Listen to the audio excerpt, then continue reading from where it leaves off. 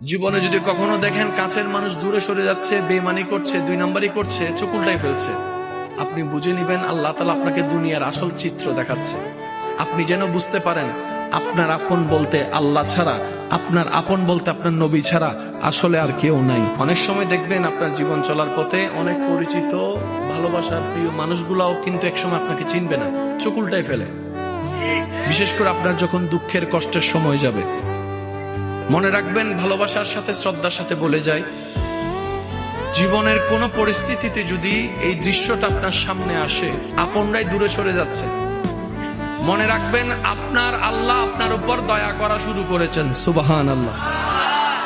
ওই বিপদ থেকে আপনি যাদের সাপোর্ট নিয়ে উঠতে চাচ্ছেন, রব চাচ্ছেন আপনাকে কেউ না করুক সাপোর্ট, আপনার আল্লাহ স্বয়ং আপনাকে সাপোর্ট করতে চাচ্ছে বলেই মানুষকে দূরে সরাই দিচ্ছে। সুবহানাল্লাহ। জীবনে যদি কখনো দেখেন কাছের মানুষ দূরে সরে যাচ্ছে, বেঈমানি করছে, দুই নম্বরই করছে, চোখ উল্টাই ফেলছে, আপনি বুঝে নিবেন আল্লাহ তাআলা আপনাকে দুনিয়ার আসল চিত্র দেখাচ্ছে।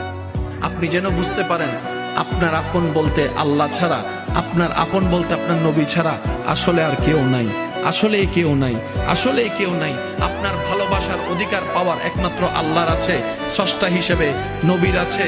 আপনার উম্মত হিসেবে আপনি ভালোবাসবেন আপনার নবীকে, আপনি আল্লাহকে ভালোবাসবেন, আপনার নবীকে ভালোবাসবেন। এই বুঝটা দেওয়ার জন্য আল্লাহ অনেক সময় দুনিয়ার এই বাস্তবতা আমাদের সামনে এনে দেয়।